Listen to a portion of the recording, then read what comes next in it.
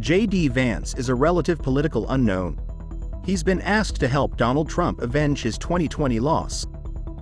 But almost immediately after the Ohio senator was announced as Trump's vice presidential pick on Monday, one thing became clear. Vance, a 39-year-old Republican with less than 2 years in Congress, is not well known among many in his party, even in the swing states Trump hopes he'll deliver. Trump's team now has less than 4 months to strengthen Vance's profile in the states that matter most this fall in his 2020 rematch against Democratic President Joe Biden. Already, a collection of political foes, Democrats and Republicans, is working to fill the void by seizing on Vance's inexperience in government, his nationalist views and his critical comments about Trump himself. Republican strategist Kellyanne Conway, who served as Trump's chief counselor while in the White House, had encouraged Trump to pick a different running mate in the weeks leading up to his announcement. Privately, she believed that Florida Senator Marco Rubio or Virginia Governor Glenn Youngkin would do more to help Trump win. Vance, who quickly developed a reputation as a MAGA firebrand in his short time on Capitol Hill, earned modest applause when he entered the packed convention hall for the first time Monday as Trump's running mate. The Republican senator posed for selfies, shook hands, and signed posters. Later in the night, the crowd was more excited as he greeted Trump, who entered the room with a bandage covering his right ear, injured in Saturday's assassination attempt, for the ticket's first public appearance.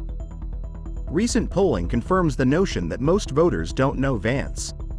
Just 13% of registered voters said they had a favorable opinion of Vance, with 20% an unfavorable one, according to a CNN poll conducted in late June. The majority said they had never heard of him or had no opinion.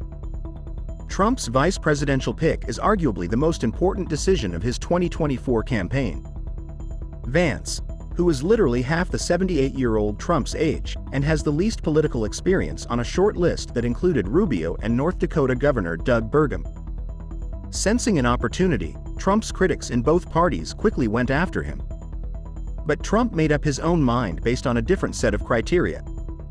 Trump especially liked Vance's performance on television, where he has become a fixture on conservative media. The former president also likes Vance's looks, saying he reminded him of a young Abraham Lincoln. Trump is also hopeful Vance can draw from his life story growing up in Appalachia to help appeal to Midwestern voters. Vance has experienced poverty and addiction up close in a way that is uncommon among leading Republican officials. Vance also had another advantage: his chemistry with Trump. The first-term senator has developed a strong rapport with Trump, his son Donald Trump Jr., and leading MAGA figures during his recent rise in Republican politics. Vance is an Ivy League-educated author, former Marine and businessman. He is known for his aggressive questioning of Biden administration officials. Biden's campaign hosted a conference call Monday denouncing the pick, focusing especially on his limited record on abortion and the economy and his support for Trump's efforts to overturn the 2020 election. Vance previously said he would support a national abortion ban at 15 weeks of pregnancy. He also said he would not have voted to certify the 2020 election results, as former Vice President Mike Pence did over Trump's objections. One of Biden's greatest assets in his campaign against Vance might be what Vance previously said about Trump. During the early stages of Trump's political career, Vance cast Trump as a total fraud, a moral disaster, and America's Hitler.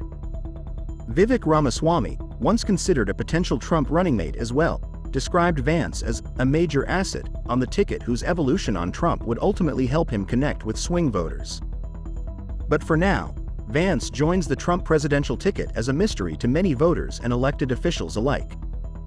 Do tell us what you think about this video in the comments section and subscribe for more US election news.